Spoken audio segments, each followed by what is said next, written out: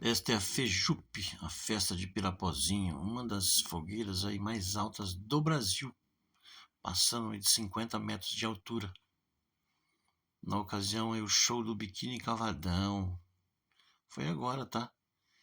Dia 20 de junho de 2025, eu estive aí e registrei esse momento.